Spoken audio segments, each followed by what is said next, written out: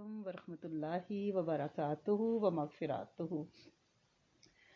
الحمد للہ رب العالمین۔ زندگی کا سفر رواں دواں ہے، آج ایک اور دن مل گیا اور یہ سفر جاری و ساری ہے جب تک کہ اللہ کے ہاں جو سانس آخری لکھی ہوئی ہے، جو لینی مقدر ہے، دعا کریں وہ خیر برکت اور عافیت کا لمحہ ہو، جب اس دنیا کو ہم خدا حافظ اور الوداع کہیں اور آخرت میں ہماری زندگی کا پہلا لمحہ جاری ہو، وہی لمحہ بہترین ہو، زندگی کا حاصل ہو انشاءاللہ۔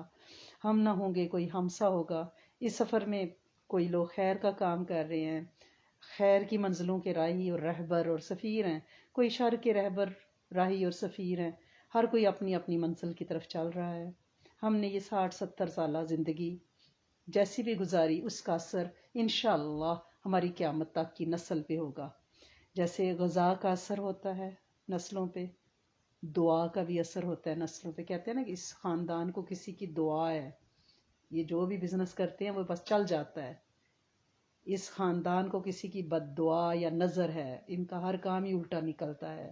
تو یہ جو ہم آج بیٹھے ہوئے ہیں، ذکر کر رہے ہیں، دعا کر رہے ہیں، اعمال کر رہے ہیں، روزے رکھ رہے ہیں، اللہ کے نام سیکھنے کے لیے بیٹھے ہیں، اس کی بات کرنے کے لیے بیٹھے ہیں، تو اس کا اثر انشاءاللہ ہماری قیامت تک کی نسل پہ ہوگا۔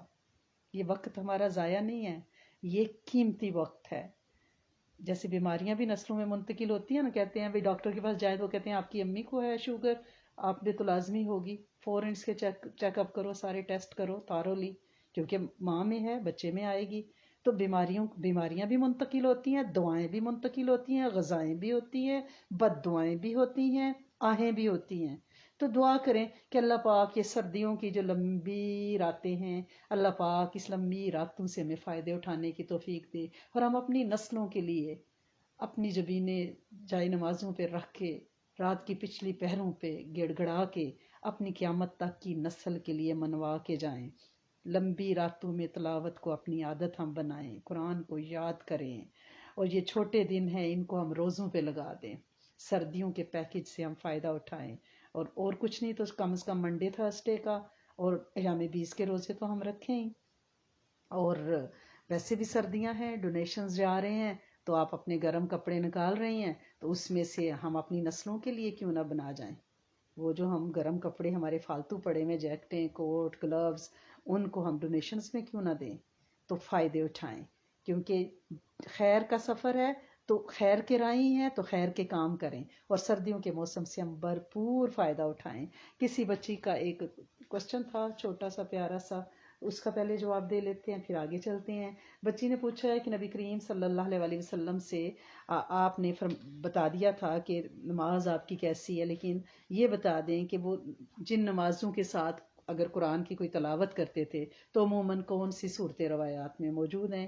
یہ پہلے بھی ہم نے ذکر کیا تھا، نئے آنے والوں کے لیے پھر ہم دہرا دیتے ہیں کہ فجر کی نماز کے بعد نبی کریم صلی اللہ علیہ وسلم یعنی فجر میں صبح شام میں یاسین اور سورۃ الف لام میم سجدہ 21ویں پارے کی ضرور پڑھتے تھے، اور یہ ہم شب جمعہ کو بھی روایت میں ہے کہ تیز حافظے کے لیے، آئی کیو لیول کے لیے، یاداشت کے لیے یاسین، الف لام میم سجدہ، دخان اور ملک پڑھی جاتی ہے۔ تو اللہ کے رسول صلی اللہ علیہ وسلم روٹین میں صبح شام یاسین اور الف لام میم سجدہ پڑھتے تھے، اور سورۃ فجر بھی فجر میں پڑھنے کی روایت موجود ہے، ٹھیک ہے۔ اور ظہر کی نماز کے ساتھ سورۃ فتح کی روایت موجود ہے، سورۃ فتح۔ عصر کی نماز کے بعد سورۃ نبا، مغرب کے بعد سورۃ واقعہ مالی خوشحالی کے لیے۔ بعض لوگ کہتے ہیں کہ مغرب کے بعد ہم بہت بزی ہو جاتے ہیں، ذرا ڈنر، یہ وہ، بچوں کے ہوم ورک، ان کو جم لے کے جانا ہے، سوئمنگ لے کے جانا ہے، تو سارے مغرب جلدی ہو جاتی ہے، تو آپ عصر کے بعد پڑھ لیں، آپ عشاء کے بعد پڑھ لیں، ٹھیک ہے نا۔ لیکن آفٹر نون میں سورۃ واقعہ کو پڑھیں، عشاء کی نماز کے بعد سورۃ ملک پڑھیں۔ آپ سجدہ بھی صلی اللہ علیہ وسلم سے روایت ہے کہ سورۃ ملک اور سجدہ آپ عشاء کے ساتھ پڑھتے تھے، اور یہ آپ کی روزانہ کی روٹین تھی۔ اور اگر کچھ لوگ روزے کی برکت کے لیے پوچھتے ہیں، تو جو بہت زیادہ یعنی سورۃ واقعہ کے ساتھ جو ایک عمل اور بہت زیادہ ہے قرآن کی صورتوں میں سے، وہ سورۃ مزمل کا ہے۔ اسے آپ عادت بنا لیں، چھوٹی سی صورت ہے، زبانی یاد کر لیں، اور اسے آپ ہر روز 3 دفعہ پڑھ لیں، 7 دفعہ پڑھ لیں، 11 بار پڑھ لیں تو میرا بہت آزمودہ ہے الحمدللہ رب العالمین۔ روزانہ سورۃ مزمل 11 بار، روزے کی بھی برکت ہوتی ہے، حفاظت بھی ملتی ہے، بچے آنکھوں کی ٹھنڈک بنتے ہیں، مینس کہ اللہ پاک صحبت صالحین عطا فرماتا ہے، ٹھیک ہے۔ اسی لیے آپ اتنے پیارے پیارے لوگ آس پاس بیٹھے ہوئے ہیں نا، یہ اس بات کا پروف ہے۔ تو آپ یہ کر کے دیکھیں، بہت مجرب ہے۔ سورت مزمل کو اگر آپ 11 بار پڑھ لیں، نہیں آپ کو لگ رہا ہوگا زیادہ بڑی ہے، زیادہ بڑی نہیں ہے، چھوٹی سی صورت ہے، آپ کو زبانی یاد ہو جائے گی تو آپ کو مزہ آیا کرے گا۔ اس کے پڑھنے سے پھر آپ کو تہجد میں جاگنا نصیب ہوگا، راتوں کو اٹھنا نصیب ہوگا، اور دعوت کا کام اللہ پاک آپ کی نسل سے انشاءاللہ لیں گے، تاثیر اخلاص اور عاجزی عطا فرمائیں گے، ڈاؤن ٹو ارتھ رکھیں گے، تکبر سے بچائیں گے انشاءاللہ۔ کملی کی چھاؤں ملے گی نا نسلوں کو انشاءاللہ العزیز، اس سے اگر آپ دوستی لگا لیں۔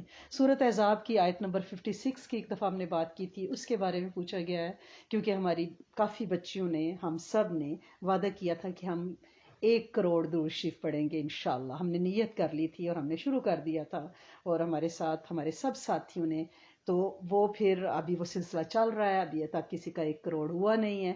اور اس میں یہ تھا کہ ہم نے یہ کہا تھا کہ 1000 اگر درود شریف روز پڑھیں تو اس کی وہ ایک حدیث موجود ہے کہ جو شخص روز 1000 دفعہ درود شریف پڑھے گا اس وقت تک نہیں مرے گا جب تک جنت میں اپنا ٹھکانہ نہیں دیکھ لے گا۔ مرنے سے پہلے اللہ عز و جل اس 1000 روزانہ درود شریف کی برکت سے اسے جنت میں مرنے سے پہلے اپنا مقام ٹھکانہ، اپنا بنگلہ محل ضرور دکھائیں گے انشاءاللہ۔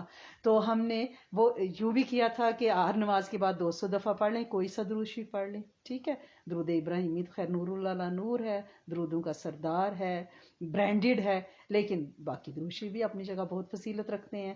تو وہ ہم نے شروع کیا تھا، تو اس کے ساتھ میں نے یہ کہا تھا کہ آپ سورۃ احزاب کی آیت نمبر 56 جو ہے نا، ان اللہ و ملائکتہ یصلون علی النبی یا ایھا الذین آمنوا صلوا علیہ وسلموا تسلیما اللہم صلی علی محمد وعلی بارک وسلم۔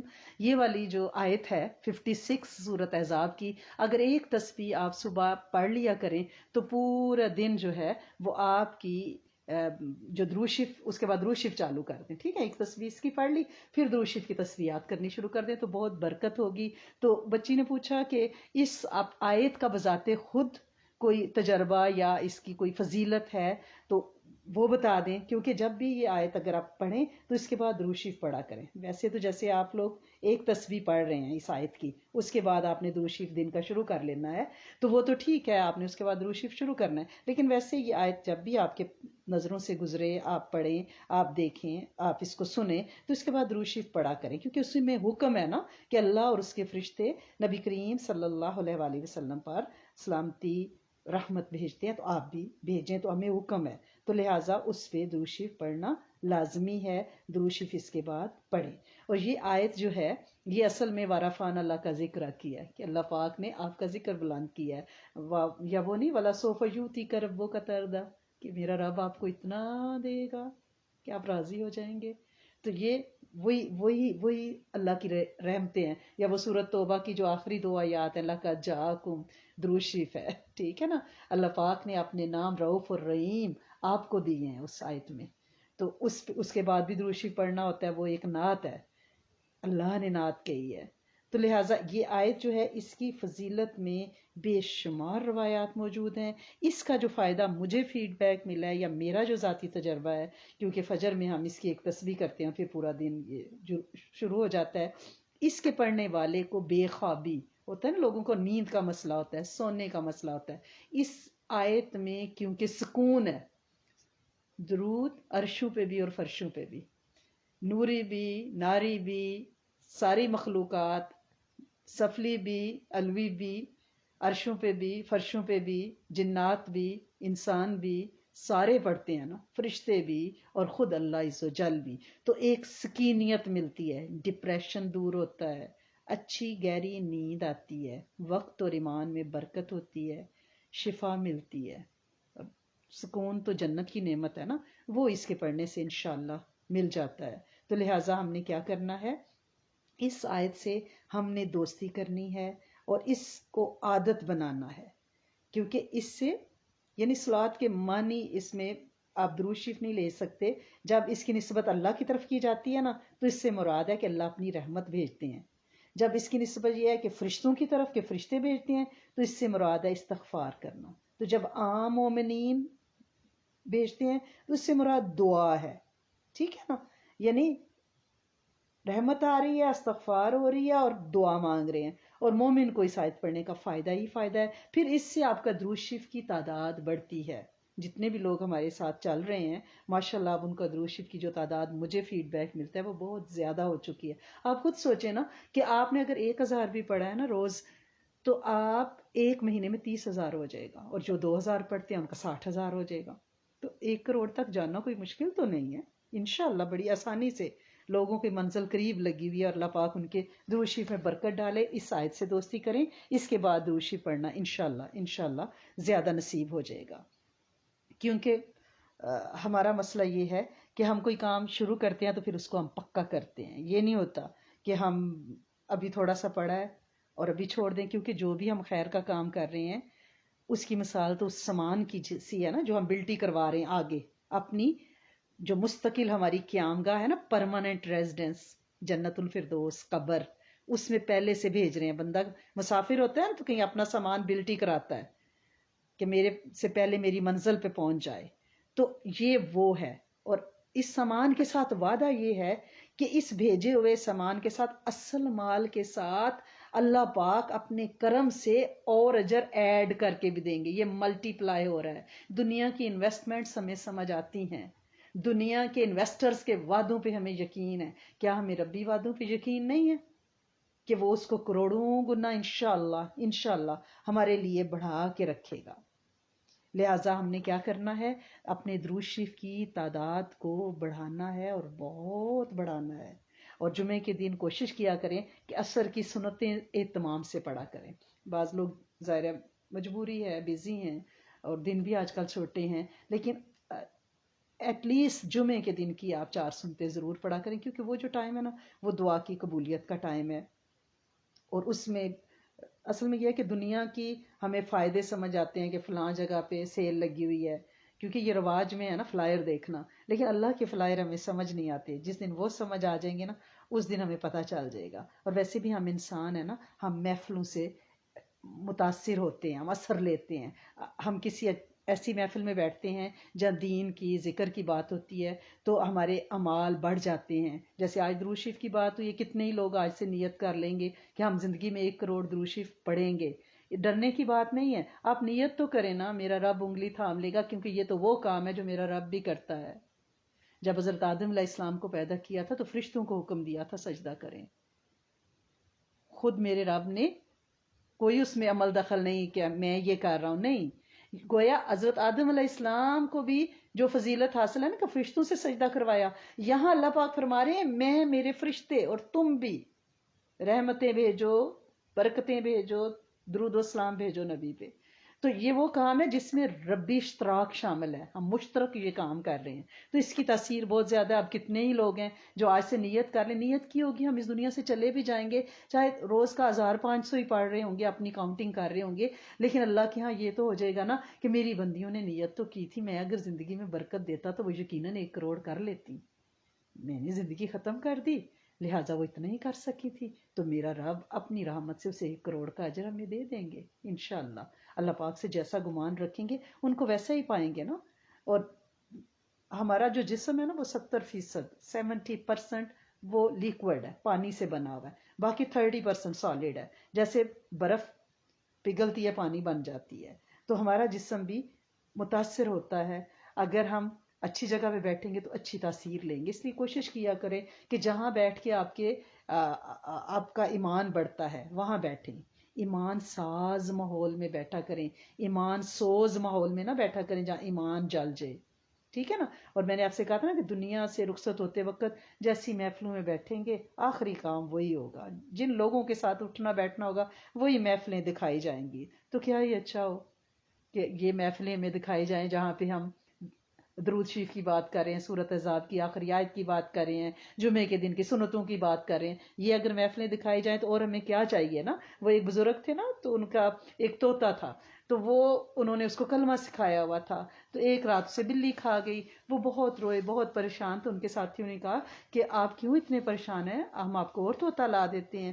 تو انہوں نے فرمایا مجھے یہ، میں اس لیے نہیں رو رہا کہ طوطا چلا گیا، میں اس لیے رو رہا کہ جب بلی نے اس پہ حملہ کیا تھا تو وہ ٹیں ٹیں کر رہا تھا، کلمہ بھول گیا تھا، کہیں ایسا نہ ہو کہ ہم بھی آخری وقت میں خدا نخواستہ کلمہ اور یہ باتیں، یہ محفلیں بھول جائیں۔ اللہ پاک سے دعا کیا کریں کہ اللہ کریم آخری لمحے میں ہمیں خیر کی مجالس دکھائی جائیں، اور ہم کتنے ارادے بعد لیں اس کے کن کے محتاج ہیں نا، وہ صاحب کن ہے، اور انشاءاللہ وہ اپنی رحمت سے، اپنے فضل اور کرم سے انشاءاللہ اپنی رحمتیں کرے گا۔ تو ہم لوگ جو ہے کل ہم نے بات کی تھوڑی سی پردے کے بارے میں، سر ڈھانپنے کی بات کی، تو بڑا ہی زبردست قسم کے فیڈ بیک آئے کہ دنیا مارنے کو دوڑ رہی تھی کہ یہ جی آپ مشکل کر رہی ہیں ہمارے لیے زندگی، ہم تو شکر کرتی ہیں ہماری بچیاں گھر سے باہر سر ڈھانپیں، آپ گھر میں کہیں گی تو پھر تو وہ بالکل ہی نہیں ڈھانپیں گی نا۔ تو یہ تو نہیں لکھا ہوا، روایات لیکچرز بھیجنے شروع کیے کہ یہ دیکھیں یہ لکھا ہوا ہے۔ میں نے نہیں کہا تھا کہ آپ ضروری ڈھانپیں، آپ کا نہیں دل چاہ رہا تو آپ ننگی پھریں، میں نے تو کچھ نہیں کہا، میں نے تو یہی کہا کہ جیسے حلیہ ہوگا ویسا ہی گھر کا ماحول ہوگا، اور میں نے آپ کو مثال بھی دی تھی کہ آپ نے اگر باوضو ہیں، آپ نے سر ڈھانپا ہوا ہے، تو آپ کے لیے نماز پڑھنا آسان ہے، ذکر کا ثواب زیادہ ملے گا، تاثیر زیادہ ملے گی، آپ ہینڈی ہوں گی، آپ جہاں گئی آپ کو قرآن کا نسخہ پڑھا کمرے میں نظر آیا، آپ نے کھولا ایک پیج پڑھ لیا، جائے نماز ڈلا ہوا ہے، آپ 2 نفل پڑھ لی کیونکہ سر آپ کا ڈھانپا ہوا ہے، آپ باوضو ہیں۔ لیکن اگر آپ کو وہ 2 انچ کپڑا سر پہ رکھنا یا کوئی ٹوپی پہننا مشکل لگ رہا ہے تو آپ بالکل اپنا ننگا جسم کھلا رکھ کے پھریں، اور اس پہ کوئی، میں آپ کو قرآن کی آیت اور حدیث نہیں بتا رہی، نہ ہی ہے، وہ تو ایک معاشرتی نظم و ضبط، معاشرتی شرم و حیا، سلیقہ اور پروٹوکول ہے، ٹھیک ہے نا۔ اور ویسے بھی جو ہمارے گھروں میں باتھ روم ہے، پرانے زمانے میں گھروں کے باہر دور دراز کھیتوں میں، کھلیانوں میں، ویرانوں میں بیت الخلاء ہوتے تھے، اور خود مدینہ میں، مکہ میں نبی کریم صلی اللہ علیہ وسلم بستی سے باہر نکل کے رفع حاجت کے لیے جایا کرتے تھے، صحابیات کا بھی اور ازواج مطہرات کا بھی یہ عمل تھا۔ لیکن آہستہ آہستہ زمانے نے ترقی کی اور ہمارے یہ بیت الخلاء ہمارے گھروں کے اندر آ گئے، اور جب سے یہ گھروں کے اندر آئے اس وقت سے بیماریاں اور لا علاج بیماریوں کے نام پہ ہمارے گھروں کے دروازے کھل گئے، اور جتنی زیادہ ڈسپینسریز بن رہی ہیں، فارمیسی پہ کام ہو رہا ہے، ریسرچ ہو رہی ہے، ڈاکٹرز، ہاسپٹل، یعنی اتنی تعداد ہے، سائیکرائٹسٹ، لیکن بیماری ہے کہ سمجھ نہیں آتی، ایک ختم ہوتی ہے دوسری آ جاتی ہے، کیونکہ یہ جو جگہ ہے نا باتھ روم، یہ خبث اور خبائث کی اماجگاہ ہے، اور جہاں ہم اپنے ساتھ بیڈ رومز کے اندر اٹیچ باتھ روم میں خبث اور خبائث کے ساتھ جی رہے ہیں، جب ہم ننگے گوشت اور دھاڑ اور بالوں کے ساتھ وہاں پہ رکھے ہوئے مرر کے سامنے گھنٹوں کھڑے ہو کے میک اپ کریں گے، اور ایسی جگہ پہ جہاں کے نبی صلی اللہ علیہ وسلم نے فرما دیا کہ خبث اور خبائث واش روم میں ہیں۔ اب یہ آپ نے نہیں کہنا کہ یہ جی کہاں لکھا ہوا ہے باتھ روم میں خبث خبائث کہاں سے آ گئے، یہ تو ہو ہی نہیں سکتا، یہ تو ہمارے اتنے سجے سجائے باتھ روم ہیں جہاں پہ کہ ہم نے کیا کچھ نہیں رکھا ہوا، سبحان اللہ، اس میں ہم نے ایریا رگز، اس میں ہم نے میگزین ریک، اس میں ہم نے سبحان اللہ سجا سجا کے ہم نے اس کو، تو کیا سجانے سے وہاں سے گڑبڑ نکل جائے گی، خبث خبائث نکل جائیں گے؟ بیت الخلاء تو بیت الخلاء ہی ہے، وہ تو رفع حاجت کی جگہ ہی ہے۔ جب میرے نبی نے فرما دیا کہ یہ جنوں اور جننیوں کی جگہ ہے، یہ دعا ایسی ہے جس میں میل اور فیمیل دونوں بتائے گئے ہیں، جہاں میل اور فیمیل ہوں گے وہاں پہ بچے بھی ہوں گے، پورا پورا خاندان ہمارے ساتھ رہتا ہے، اور یہ ننگا گوشت، عورت کے ڈیپ نیک، یہ بغیر بازو کے کپڑے، یہ ننگے سر، اور پھر شیشے کے آگے گھنٹوں کھڑے ہو کے بننا اور سنورنا، جن لوگوں پہ اللہ نے روح کی دنیا کھولی ہے، دل کی آنکھیں کھولی ہیں، جن کے پاس جنات کی حاضری ہے، ٹھیک ہے، اللہ پاک نے جن کو اپنے علم میں سے علم عطا فرمایا ہے، وہ خود بتاتے ہیں کہ جنات عورت کے ننگے جسم اور بالوں کے عاشق ہوتے ہیں۔ یہ جو ڈپریشن اور لا علاج بیماریاں اور گھروں میں طلاقیں، جھگڑے، سیپریشن، یہ سارا باتھ روم کی کارستانیاں ہیں۔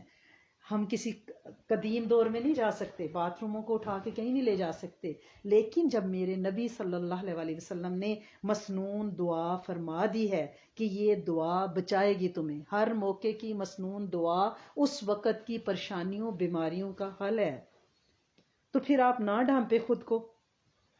اور اگر آپ یہ کہیں کہ یہ دعا کہاں لکھی ہوئی ہے، صحیح مسلم میں بھی ہے، صحیح بخاری میں بھی ہے، بسم اللہ اللہم انی اعوذ بک من الخبث والخبائث، اے اللہ میں میل مذکر شیطانوں اور مونس فیمیل شیطانیوں جننیوں سے تیری پناہ چاہتا ہوں۔ جب کہہ دیا گیا تو اس کا مطلب ہے کہ وہاں وہ ہیں، پناہ مانگی گئی ہے نا۔ اب وہاں پہ خود کو پراپر ڈریس اپ کر کے جانا، جوتے پہن کے جانا بنتا ہے کہ نہیں بنتا؟ اور ایک حدیث مبارکہ میں نبی کریم صلی اللہ علیہ وسلم نے فرمایا جب کوئی شخص بغیر دعا پڑھے باتھ روم میں جاتا ہے تو پھر کیا ہوتا ہے؟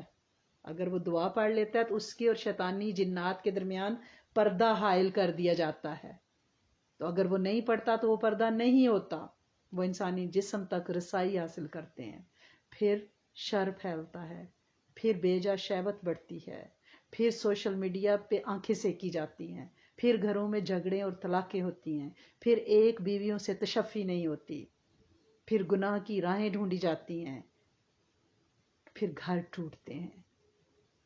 یہ دور راست نتائج ہیں، یہ صرف 2 انچ کا دوپٹہ نہیں ہے، یہ صرف فل سلیو شرٹ کی بات نہیں ہو رہی، یہ لانگ سکرٹ کی بات نہیں ہو رہی، صرف اس کے دور رس نتائج ہیں۔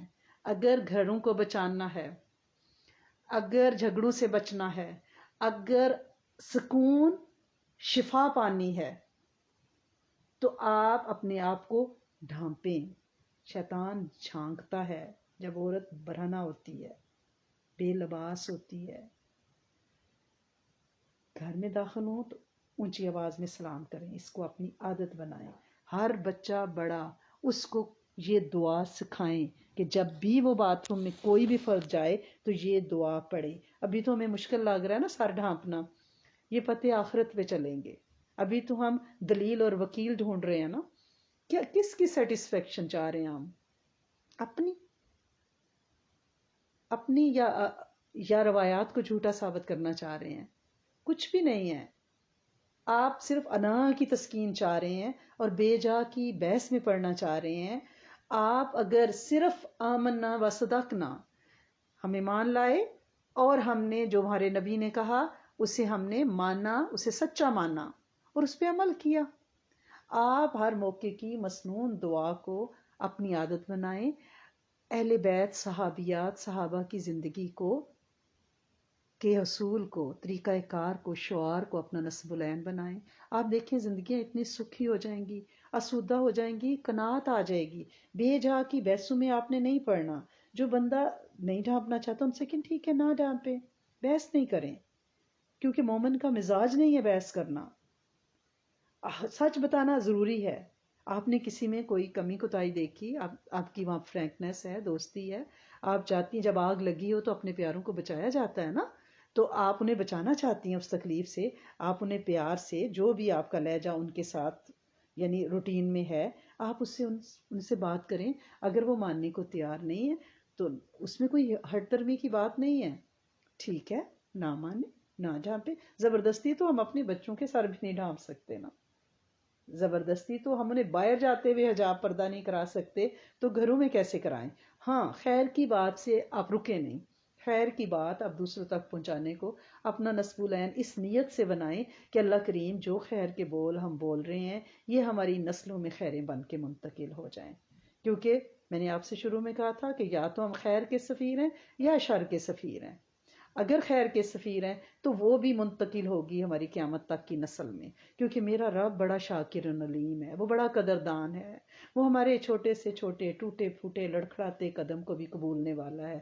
کہ 15ویں صدی کے یہ مسلمان، ہم تو ویسے ہی دین پہ جو عمل اس وقت ہو رہا ہے نا، وہ جو 1400 سال پہلے دین کی اصل حیت تھی نا، اس کا کوئی 10-20% بھی نہیں ہے علماء کے نزدیک، کیونکہ ہم تو پہلے ہی اتنے ایک ابتلا کے دور سے گزر رہے ہیں کہ جہاں پہ دین کا عمل ایک رائی کے دانے کے برابر رہ گیا ہے، اور اگر اس میں سے بھی ہم چھوٹ لینا شروع کر دیں گے اور کرتے کرتے، اور یہ ابتدا کہاں سے ہوگی؟ شیطان صرف آزادی کے نام پہ بے حیائی کی راہیں کھولتا ہے، اور جہاں بے حیائی آ جاتی ہے پھر وہ ایمان کی، کل میں نے آپ کو بتایا تھا ایک شاخ ہے، ایمان نامکمل ہو جاتا ہے۔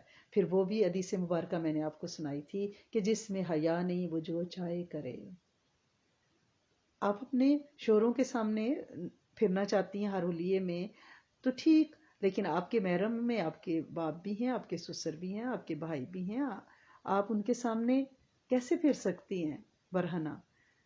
تو آپ کوشش کریں اپنی بچوں کو اس کی تربیت دیں، دعا کریں، ڈپریس نہیں ہونا، کہتے رہنا ہے آہستہ آہستہ محبت کے ساتھ، اللہ سے دعا مانگتے رہنا ہے۔ اور 40 سال کی عمر والی جو دعا ہے نا ہماری، آتی ہے نا آپ کو، رب اوزینی ان اشکر نعمتک اللتی، وہ والی دعا، کیونکہ 40 سے اوپر میرا خیال ہے آپ سارے ہو گئے ہیں، آپ سارے نہیں، مطلب کچھ لوگ ہو گئے ہیں، عورتیں اپنی عمر کے بارے میں بہت زیادہ ٹچی ہوتی ہیں نا، تو وہ 40 سال کی عمر والی دعا کو پڑھنا اپنی عادت بنائیں، اس میں نسلوں کے لیے خیر بھی ہے نا، کیونکہ اللہ پاک نے اس میں وعدہ فرما دیا ہے کہ اللہ پاک جو ہیں وہ ہماری توبہ کو قبول فرما لیں گے، اور انشاءاللہ ہماری نسلوں کو شرم و حیا بھی عطا فرمائیں گے۔ کچھ خواتین بہت زیادہ ڈپریس ہو رہی تھیں کہ بچیاں نہیں مانتی، کیا کریں؟ تو ایسی بات نہیں ہے، اللہ سے دعا کرتے رہتے ہیں، اللہ پاک انشاءاللہ راہ بھی بنائیں گے، منزلیں بھی آسان کریں گے، معاف بھی کریں گے، کرم بھی فرما دیں گے۔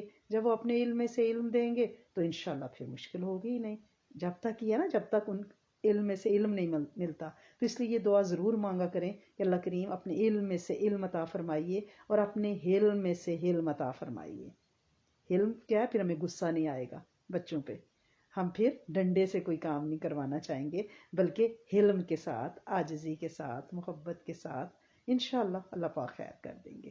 اللہم انی اسألک و توجہ الیک بنبینا محمد صلی اللہ علیہ وآلہ وسلم، نبی رحمتی یا محمد انی اتوجہ بک الی ربک ان تقضی حاجاتی۔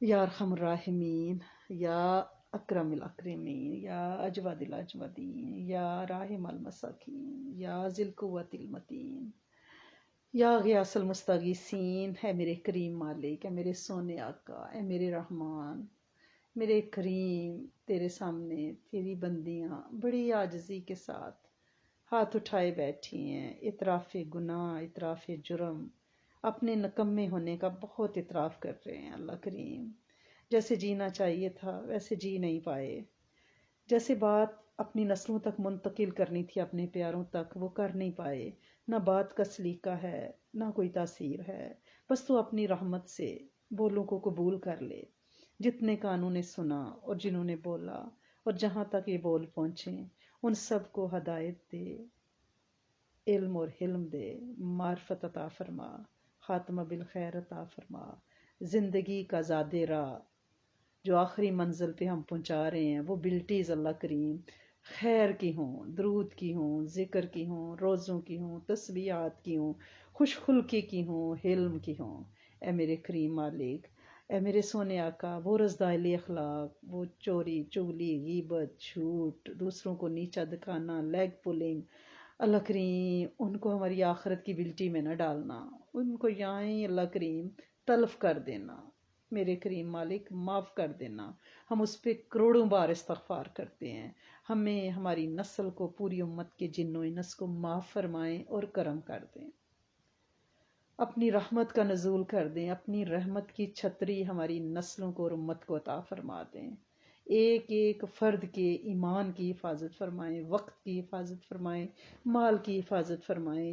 اللہ کریم ہم ساری مائیں اپنے بچوں کے بڑا پیار کرتی ہیں، اللہ کریم ہمیں نہیں پتا وہ ہمیں کیوں اتنے پیارے لگتے ہیں، تو نے یہ محبت ہمارے دلوں میں ڈال دی، تو انہیں پاک کر دے، تو انہیں مطہر کر دے، تو انہیں با پردہ کر دے، تو انہیں اپنی ماننے والا بنا لے، تو ان کے لیے بہترین زوج مقرر فرما دے، تو ان کے لیے بہترین نسلیں مقدر فرما دے، تو ان کے لیے دین اور خیرخواہی کے علم مقدر کر دے، تو انہیں صحت شفائیں دے دے، تو ان سے راضی ہو جا، تو انہیں پاک کر دے، انہیں اپنا بنا لے، انہیں ایسا بنا لے کہ تجھے پسند آنے لگے۔ انہیں معاف کر دے. یہ قابل نہیں، انہیں قبول کر لے. کھوٹے ہیں یا کھرے ہیں، سارے فقیر کے ہیں. میلے ہیں یا ستھرے ہیں، سارے دھوبی کاٹ کے ہیں.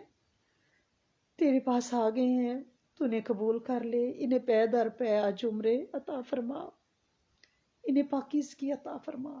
ان کے شرم بھرم دوپٹوں کی آنچلوں کی حفاظت فرما. انہیں لا علاج بیماریوں اور روگوں سے بچا. تو کرم کر دے. اور یہ دعا امت کے جن و انس کے لیے قبول فرما لے. جتنے لوگوں نے دعاؤں کے لیے کہا خالق کا چاہا، ان سب کی مرادیں عافیت برکت کے ساتھ پوری فرما دے. جو گزر گئے ان کی بخشش فرما. جو بیمار ہیں انہیں شفا دے. جو تیری طرف چل پڑے ہیں، نزا فضا میں ہیں، ان کو خاتمہ بالخیر دے. ہم سب پہ بھی قبر کی منزلیں آسان کرنا، آسان کرنا، آسان کرنا. جنت الفردوس کا واسی بنانا. ربنا تقبل منا.